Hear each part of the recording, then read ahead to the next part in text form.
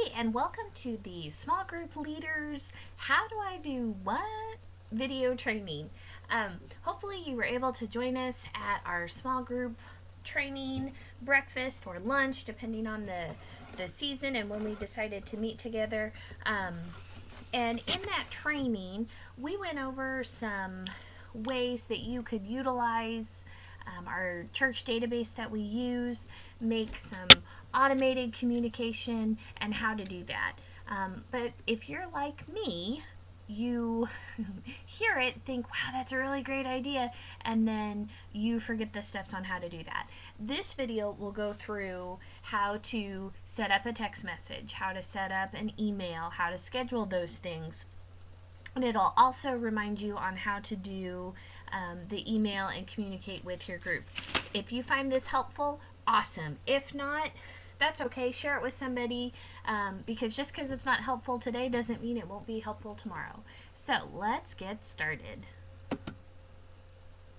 The first step that you have to do is follow the link to Church Teams. If for some reason the link is broken or you can't get there, the website that you're going to be going to is go.churchteams, all one word, .com. So go to go.churchteams.com. And you're going to look for that login button. On my computer, once I've done this once, the computer automatically remembers where I'm trying to go. And the next time that I go to Church Teams, I don't have to go to where it says login. It kind of already takes me there, and I'll show you that in a moment. But you're going to go to go.churchteams.com, click on login. Once you click on login, you're going to go to where it says client login. You're going to start typing Smithville Family Worship Center. You can see that I started typing Smithville, and before I even finished Smithville, our church's name pops up in blue. When I do that, I'm just going to then take my mouse and click right on Smithville Family Worship Center. Once, I was talking a minute ago about how once I've done this before, the computer kind of remembers and it automatically takes me. This next page is where it automatically remembers to take me.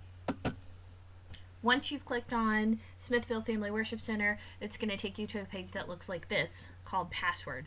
This would be the place if you wanted to bookmark it, you could do so. You could save it to your phone's home screen if you wanted to, but this would be that login place, and this is the place when I go to Church Teams that it automatically takes me. Hopefully it does that for you as well. The passwords may change, but as of right now, the password for you as a small group leader to get in and get access to your groups is leader. It's all lowercase, so you would type in leader and then either press the enter button or click login. Once you do that, you're now in our Church Teams database, which means you can look through all of our groups that are eligible. You'll see up at the top where it says life stages and ministry and all of those things.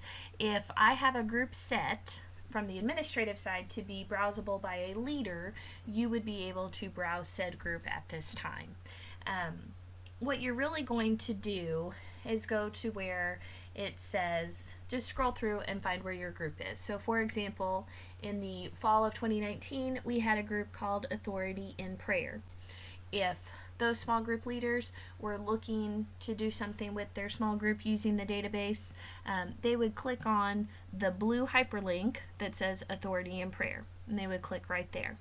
You can also see, I just want to point out that there is a red heading that's highlighted that says registration closed, because at the timing of this video, the registration for that group is closed because that group is currently meeting. So when it says registration closed, that may or may not be there, just depending on the group and the time of when you're going to look at things, but that should not affect anything that you want to do. I clicked on the Becoming a Circle Maker group because that was a group that Nick and I led in the fall of 2019. So once you've done that, congratulations, you have made it to your small group page. And this is what a little snapshot of what your small group page would look like. It's going to tell you the title. You can see at the very top it tells you how many people are signed up for your small group, and then you have some different options with those blue tabs at the top. When you look at you can see Melissa Arnold, Nick Arnold, Jackie Atkins listed at the top of that small group. You can also see it tells the date that they've joined. It tells their role. Leader just means they are the small group leader. Member would mean they're a participant. It has the phone numbers, the email addresses, and then it tells you on the side who completes the meeting reports, which we'll get to momentarily. If somebody were to, let's say that Jackie was going to take care of our meeting reports for us by saying who is there and sending out the reminders or things like that, I could just come over. You could say, hey, Melissa, Jackie's going to do our emails going out. And I could go over and change the under complete meeting reports from no to a yes by simply clicking on it. And I could change from Melissa Arnold from yes to a no just simply by clicking on it. So those are some easy options of things as well. And it's also an easy way to get people involved in doing something. One of the things we talked about at training was how to invite a friend to join. You've got a friend that you want to come and be a part of the group. So what you would do is you would find that blue communication button and you would press that, and underneath that you're going to see some options. You can email the entire group, you can text message the entire group, you can invite somebody to update their personal information if it wasn't correct. But what we're going to talk about right now is how to invite friends to join. This would be their email address that you would need. You can also do it in a text message, and I'll show you that in a little bit. So first thing, you're going to select invite friends to join. From there, it's going to take you to a page that looks like this. You can see that the subject is already in there for you. It's an invitation to join the Becoming a Circle Maker group. In the message, it says, please click the link below to join the Becoming a Circle Maker group and add your information. All you would need to do is add your email and your name and the person that you are sending it to, their email. If I choose to do this, which I have done in the past, I typically will add a little message of my own down in the body of the email, and I just do that by putting my cursor where please is, and I just start typing, hey, so-and-so, this is a group that I'm leading this semester, and I really think it might be something beneficial to you, and then I press enter, I'll sign it with my name, and then I leave the link there, and then the person can choose to sign up for the small group that way. It's a really great way to do it, and that way it's not a hey, do you want to sign up? Oh yeah, I should. Oh, I forgot to. They can do it like right there. Or it's also a great way of, hey, I talked to you on Sunday about signing up for small groups. Here's a link to do that. That's another great way to do that as well. If you wanted to text message a friend of yours, but because you don't have email, or you know they don't check email or what have you, you can also send a copy of the registration link to your group, and I will make sure that everyone has the link to their group sent out via the GroupMe, and via email. So all you would need to do is, I would recommend saving that message until signups are complete. Then all you would need to do is copy that link and put it in the text message that you're wanting to send. Speaking of text messages, we do have the ability to text message. Now, granted, we are not a church of 1,000 people, so it is totally conceivable that I could take my phone and just hit all the names in my group and to do that. But I will be completely honest with you that if I do that, a couple of things happen. Either, number one, I forget somebody on accident because I've done it in a hurry, or number two, I forget at the time that I should send it. So here are a couple of options if you're like me, of things that you can do and how you can utilize text messaging. So, the first way is if you want to communicate to the entire group. For example, in the fall of 2019, the Circle Maker small group participated in the haunted campgrounds here in Smithville, which was basically just a gigantic trunk or treat at the campgrounds. Well, we set up a text message to the entire group to remind them where to meet and at what time, so that everybody would kind of get one last friendly reminder. Because, truth be told, you're probably not checking your email, but you probably would see the text message. But I set up that text message at the beginning of small groups when we had picked that date. So I went into Communicate and I selected text message, and then I typed my text message, and I'll show you what that looks like momentarily, and then I hit the scheduled date of when I wanted it to go out. So that's if I want to communicate to the whole group.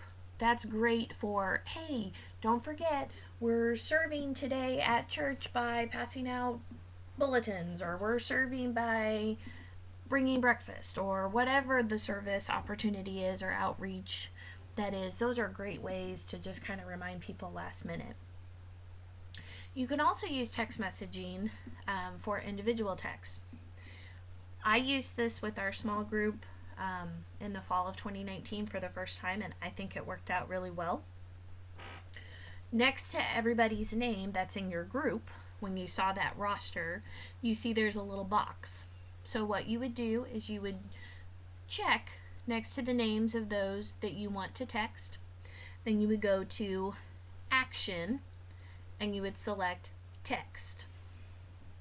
Next, I'll show you what that's going to look like as you compose it, just like we did with the email. This is great for snack reminders. So, for example, I just went through on the days that everybody had snack. We wrote it out, but I just went ahead and scheduled it all out at one time. That way I didn't forget and we all ended up hungry one week. So the more that you can do things ahead of time, I think the easier your life can eventually be. If I chose to do the communicate button and I choose text and I communicate the text message to the whole group, or if I select individual people and then go to Action and choose Text, that way I'm just texting a few individual people. This would also be a great way to communicate with people about a surprise, maybe for a group member who's maybe having surgery or who has a birthday and maybe there was a surprise that was needed to do. You could just communicate with certain group members about reminders and not ruin the surprise, if that makes sense. So you'll have the message. Ours just said in this message, don't forget our service project will meet at 3:45.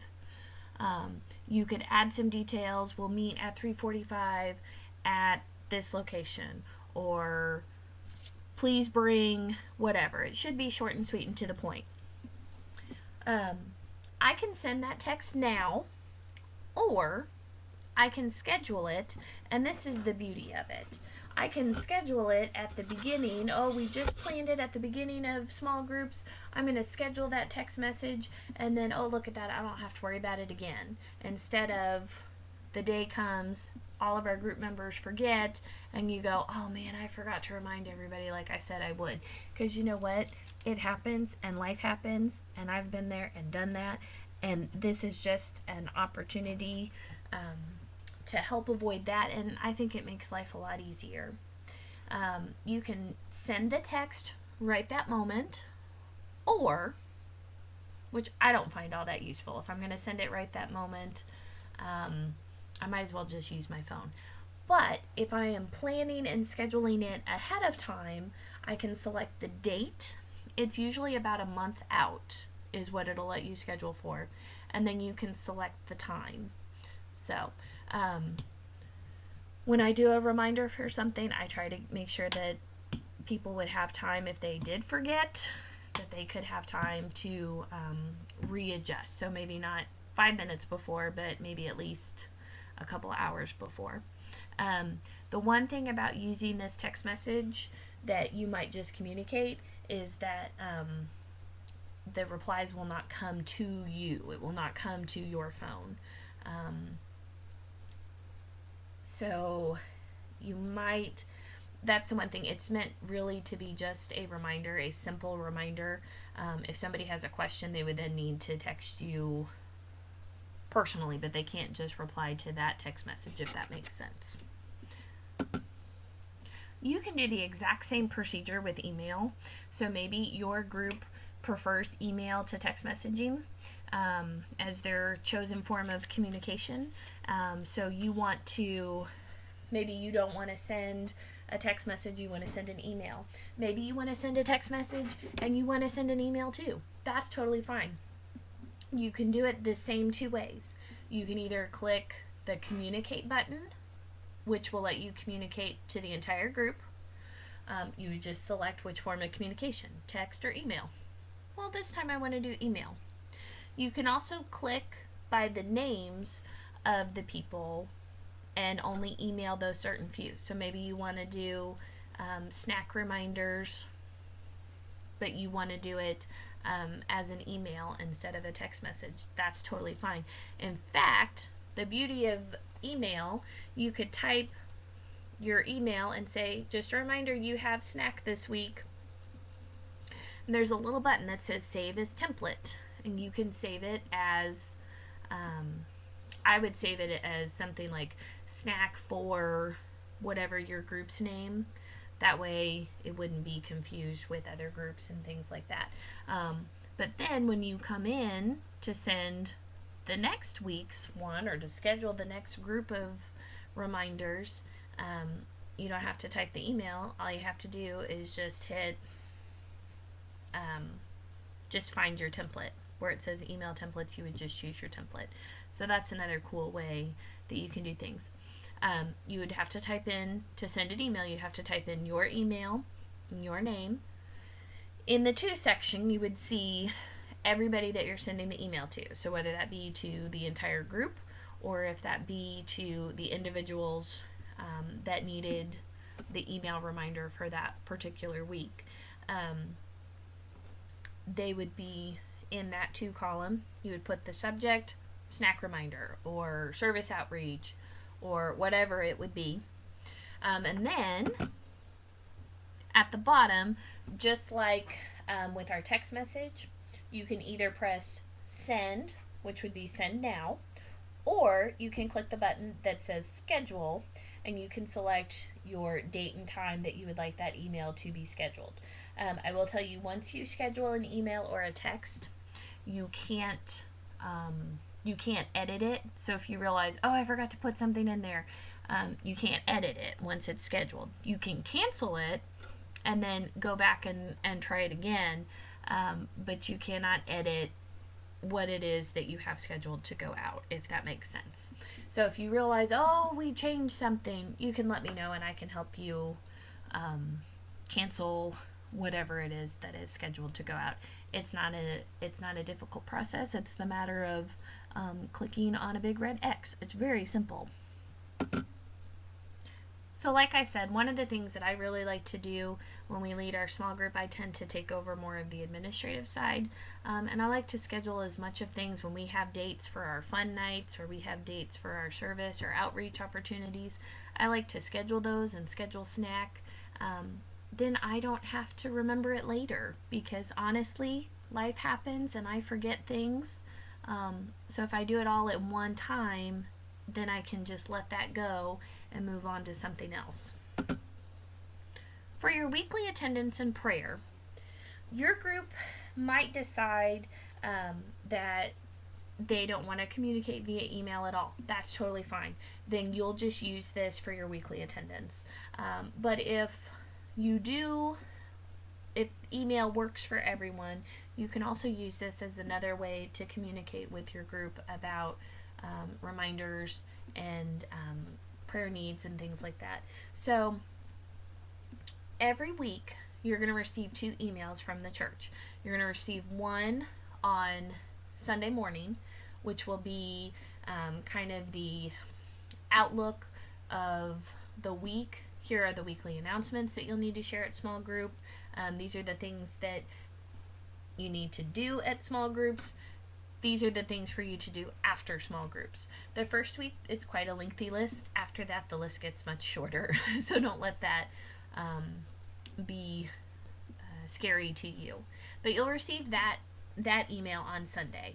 And that goes for every group that week. So all the groups that meet on Sunday, all the groups that meet on Monday, and all the groups that meet on Tuesday, and whatever other days of the week, those all go, will have the same announcements. Then, on the morning of your small group, you should receive an email that looks like this. You're going to see 3 options that you can choose from within that email. You see you've got the we met and served as planned, we did not meet and serve as planned, and then update group and ministry information. The one that you really need to worry about is the we met and served as planned. On occasion, you might say we did not meet or serve as planned. And what that would come into play, let's say that it's a winter small group and there's weather and the group decides not to meet due to weather. That would be a we did not meet and serve as planned. Or let's say that it's maybe in the summer and the group decides that they don't want to meet on Father's Day and they decided to take that Sunday off. You could say we did not meet and serve as planned. It doesn't necessarily, like, it's not a bad thing to say that one. It's more just a record of this was our small group time. Most likely we know that it's not going to be meeting at that time, but it just kind of helps to, for our record purposes, to show there was no meeting schedule versus nobody showed up. It is a numbers mathematical thing. So the reasons you might not meet: holiday, weather, that kind of thing. If you're sick, somebody else can lead the group. That's not necessarily a reason not to meet. We want to meet every time, even if somebody is sick or the leader can't be there for whatever reason. Find a replacement. But holiday or weather, those are kind of the reasons of why we wouldn't meet. You do not need to worry at all about that update group ministry information, so don't even bother about that. The one that you're really going to pay attention to is we met and served as planned. Occasionally you might have the we did not meet, but that would be on occasion. Okay, so let's say that you have checked the we met and served as planned. This attendance that you're looking at is for adults serving in the Awana Ministries on Wednesday nights. Most likely what will happen is all of the names that are on the roster will be automatically checked green. A green check by the name equals present at group. So I'm going to go through and I'm going to look and see, and I might say, oh, you know what, Nick wasn't at group this week. So I'm going to go and I'm going to click on that green check mark and I'm going to uncheck his name. Not because Nick is in trouble, but just because he wasn't there, and we're just keeping a record of account to say why he wasn't there. Maybe he was sick. Maybe he had to work on a special work project or something like that. It also kind of is a reminder to, hey, we need to check on Nick, or he's been gone for 3 weeks. What is going on? I need to check on him and see what's going on. One really cool thing that you can do, you can see right underneath the names of your group roster there, you're going to see number of visitors or guests. That should not be something that you ever have to deal with. If there's somebody that has joined your group but they're not on the roster for some reason, let me know and we can take care of it that way. The other cool thing is you'll see number of salvation decisions. So if someone at your group comes in and through the course of discussion realizes that they need to encounter Jesus as their Savior, and they make that first initial step to accept that forgiveness and to come to Him for the first time, like, we can mark that down, and we want to mark that down, in fact, because we want to follow up with them. We have a whole procedure of how to follow up with people. We have some books that will give them through the course of a year. So we want to partner with you in that. So if that happens, please mark that down in that spot. I would love to see if every group has, like, well, I don't want to say 50 because, like, your group wouldn't be that big, but you get what I'm saying. I want to see that number. I want to see those things kind of happening. That would be awesome. And then that lets me know to follow up with you as well. In the notes section is where you could put your reminders, like, hey, don't forget Saturday is our servant evangelism that we're going to do. We'll meet at such and such time. Don't forget to read whatever they're supposed to do for their small group homework for that week. In the prayer request, you'll show what prayer requests there were shared at group that week, and just kind of a reminder for people to continue to pray over them. You want to make sure that copy email to entire group. If your group is using this as a form of communication to share the prayer requests in the notes, you want to copy it to the entire group. If your group is like, no, I don't ever check my email, don't do that, it does not matter if that box is checked or not, but I would ask that you go ahead and at least fill out the attendance, just so we can kind of see how our engagement is going with small groups, so we'll know how to improve and help all of those things. Because, like, it's great if 20 people sign up for small groups, but not so great if only 5 of those people consistently show up. So we kind of want to track those things so we can know how to help and how to improve, because if people aren't there, life change isn't happening, and that's what we want to see happening. Thanks so much for hanging with me. I know this has been kind of a long video and not the most exciting thing in the world. However, I do think that if you try a few of these things, you might start thinking of some ways that I haven't even mentioned of how you can utilize that and make your life a little easier as you lead these small groups. Leading small groups should be about connecting with people, not necessarily the administrative side. So anything that we can do to make that administrative side easier and more automated means that we have more time to spend with people, we have more time to spend with Jesus, and that's where that life transformation is going to come from. Your next step, if you would like me to set up an automated email for you, someone signs up for your group, you take it, I enter them into the system, and then they automatically get a contact from you. If you would like me to set that up for you, I need an email or some information from you, when your group is meeting, the study, what materials they need, and contact information for you in case they have questions. You can email that to me at marnoldfwcsmithville@gmail.com. My phone number, if you don't have it and you've got a question, is 816-898-1279. GroupMe is also a great way to get a hold of me on the Small Group Leaders GroupMe. You can also Facebook message me as well. Smoke signal and carrier pigeons can work too sometimes, but you know, that's a little shoddy, so I don't know. But no, seriously, we're excited that you're small group leaders. I hope this was helpful and informative and useful to you. If you've got any questions, just let me know.